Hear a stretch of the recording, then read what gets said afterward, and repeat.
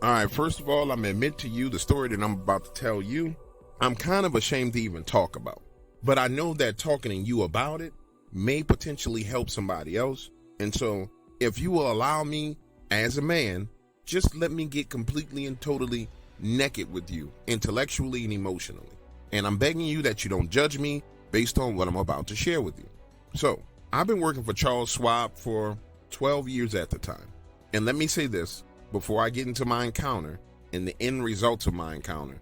I had no clue about Dogman. I didn't care about Bigfoot. You see, my world that I grew up in was a world of money and power, acquisitions, finance. You know, everything was about the dollar for me. And I'm not saying that to say that I believe that this had anything to do with my encounter or the subsequent things that happened after my encounter. I'm just telling you the truth so you can judge for yourself. Back to what I was saying. I've been with Charles Schwab for 12 years. I get an opportunity to go to a big-time private funding firm in Texas. And so I take the job. The second week on the job, there's this hunting retreat. The owner says he has a cabin in the woods in Oklahoma, and he wants all the new employees to come.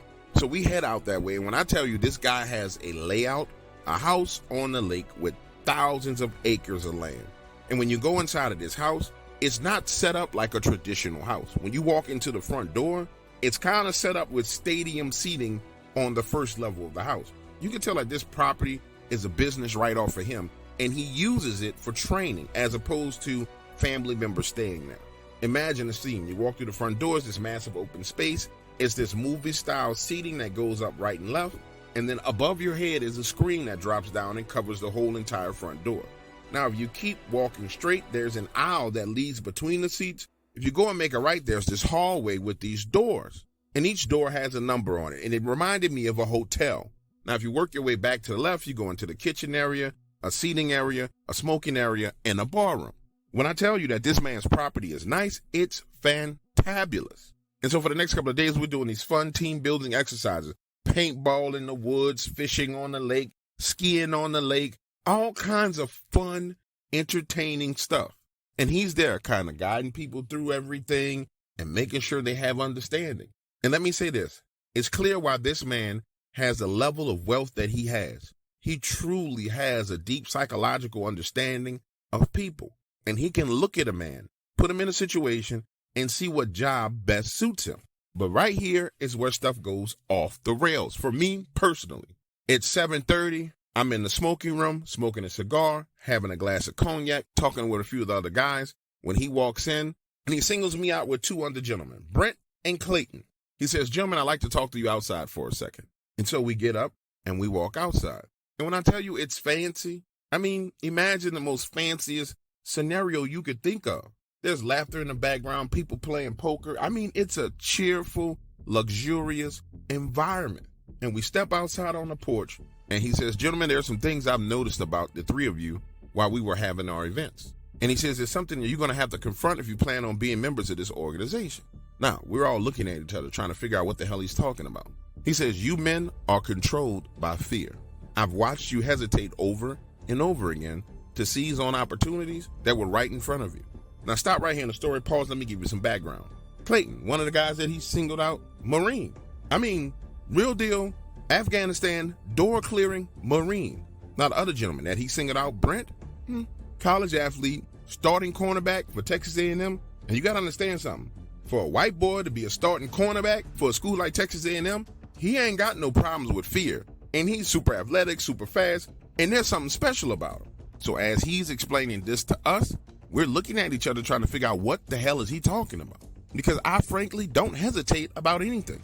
Now, I'm not a Marine, didn't play college football, but when I tell you I've been in some bad situations in my life, I've been in some pretty bad situations, and I've never hesitated, not once, to take action when it's necessary. And I've closed multi-million-dollar deals, done hostile takeovers, never hesitated. And when I tell you I never hesitated to decapitate a person who came against me or try to stop me from getting my money, I never have, and I never will. So understand, we are all confused. And that's when he reaches into his pocket and he pulls out this key with this yellow poofy tag on it. He says, "Tonight, you guys are going to travel through my property. I'm going to give you a set of coordinates. You'll travel together and you'll spend the night at this location." And he says, "I want you guys to return as soon as the sun comes up." It's very important that you return as soon as the sun comes up. And then he hands us this GPS device with these coordinates to what he's calling a cabin in the woods on his property. Three of us look at each other and start to talk about it.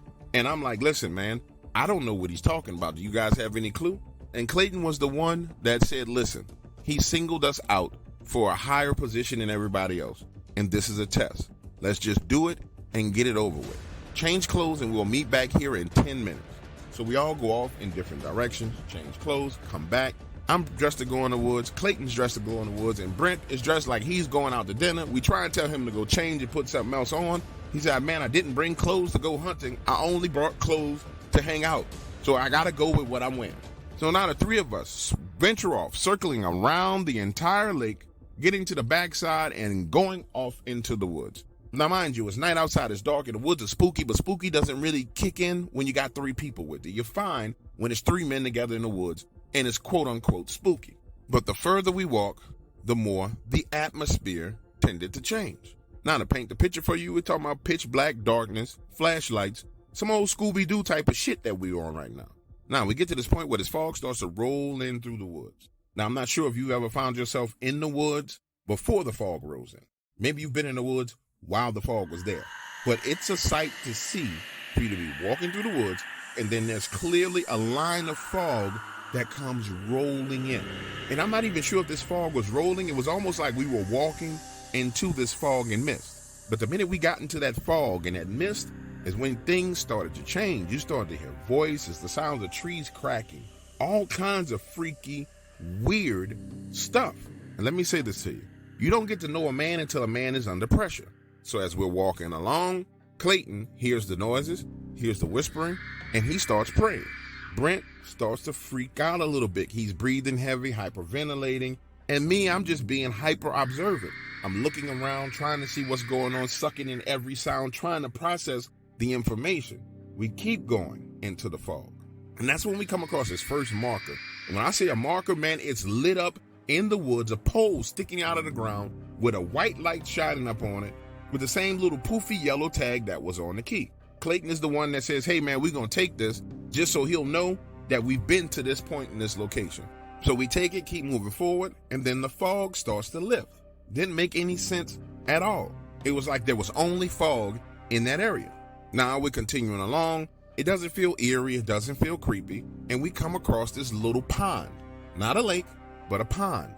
And on the far side of this pond is another marker and another light. And so now it's starting to make sense. You want us to go on this adventure and collect these markers. The problem is the entire area around that pond is a mire. It's mud. It's thick, wet mud. And so as you step, with every step, you sink deeper and deeper in the mud. And so now we have to backtrack and try and find a way around this muddy area to that marker. It takes us like an hour to work our way around all that mud and then circle back and get to that marker. Now the three of us are standing there wet as hell and working our way to that marker when something comes across that water. You know how in the movies they'll show a ghost going across the water, but there's nothing there, but the water is parting as it's moving? I'm telling you, I watched something come across that water full speed and the water kind of parts open. And then we hear this screaming, screeching sound. Scares the living shit out of me. Clayton starts to pray again and rebuking it in the name of Jesus. And Brent takes off running. Now all hell is breaking loose because Clayton and I are trying to calm Brent down and get him to slow down and stop running away from us. But he's off to the races. I'm talking about this man is running. And this is when things go bad. I mean, really bad. Remember, Brent played college football. We talking about a man who can run. He is gone. And neither one of us can catch up with him. The problem is he's running in the wrong fucking direction. And I can understand you afraid, but bro, you are running super fast through the woods in the night, in the dark, in the wrong direction, leading us deeper into the woods. And so now Clayton and I are trying to chase him down, and he's literally jumping over logs and running like a deer. You can see the light bouncing left and right, back and forth. And he gets so far ahead of us because he's so fast that we're like, man, look, we just gonna have to slow down and track him. Then you hear up ahead where he is, this damn roar, not a growl, a roar. Roar!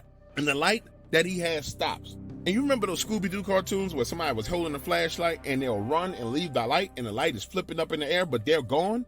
I swear to you, that's what it looked like happened. It looked like the light was still flipping up in the air, like 9 feet in the air. And all we hear is him screaming and coming back in our direction. So we stand there and wait, and he says, it's chasing me. It's chasing me. It's chasing me. Listen to me when I tell you that this man was fast. Now he's moving through the night in the dark with no flashlight. And you can hear him coming. He's jumping over stuff. Some stuff he's clearly running through because you hear it breaking. And when he gets within our sight, I've never seen terror on a man's face like that. It's clear that he saw something. I mean, he saw something terrifying. He slows down for a second. He says, look, that thing is chasing me. We need to go.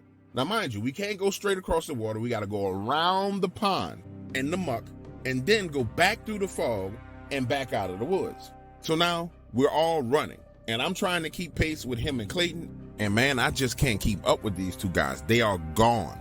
I mean, gone through the woods. And right here in this moment is when I encounter something that changed me forever.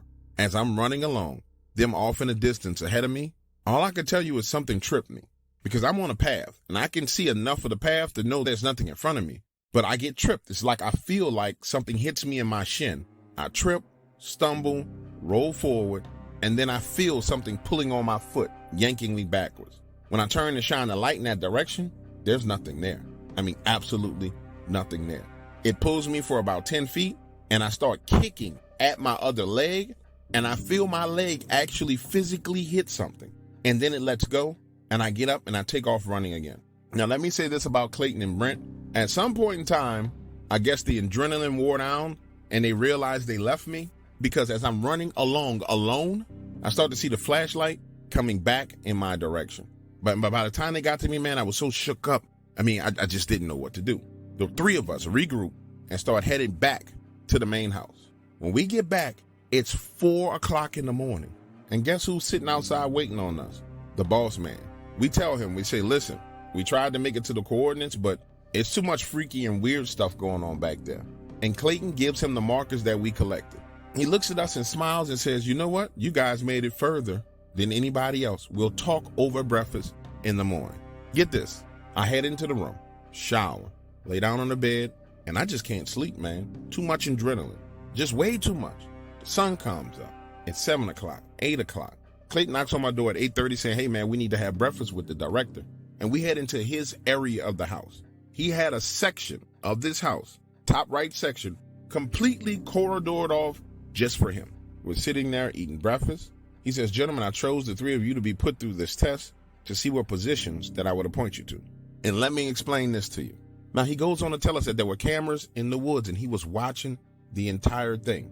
And he said the only reason why the three of us are being selected for positions is because no matter what happened, the three of us stuck together. And he needed that inside of his organization. That day, all three of us get promotions. And let me say this to you about men with money and influence. Most people think you got to work hard to make money and get wealthy. No, you just got to be at the right place at the right time with the right person. That day, he made all three of us multimillionaires. But for me, that experience didn't end in Oklahoma. Months later, I'm at home, sleeping in bed, when I feel something pulling on my leg. Now I'm plagued by something. At night, when I'm laying in the bed, I feel it pulling my legs. I mean, literally, lifting my legs, lifting me up. There's been times where I've laid in bed and I felt it rolling me over onto my stomach, pulling my pants down. Now, I don't know if this is because we went into a territory where there was supposed to be cryptids or monsters. I don't know if it was a thing that came across that water. I don't know if it was the things that were laughing and talking in the mist. I don't know what it is. What I do know is that Brent described seeing a werewolf, a black werewolf, chasing after him. It took months before I gathered up the courage to call the director himself, tell him what I was experiencing, and get his advice as to what was going on. And he had no advice to give. He told me that he'd been plagued by the same thing for years, and he didn't know what to do. According to him, it was a part of the power that he had attained and I had attained. It came with it.